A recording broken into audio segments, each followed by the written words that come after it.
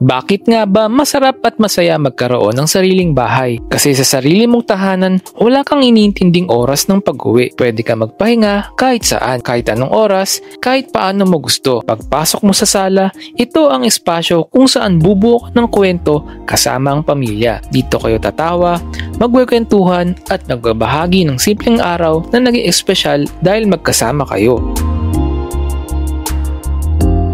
Sa pagkainan, bawat kainan ay paboritong memorya. Birthdays, Pasko, o kahit simpleng adobo at kanin sa tanghalian.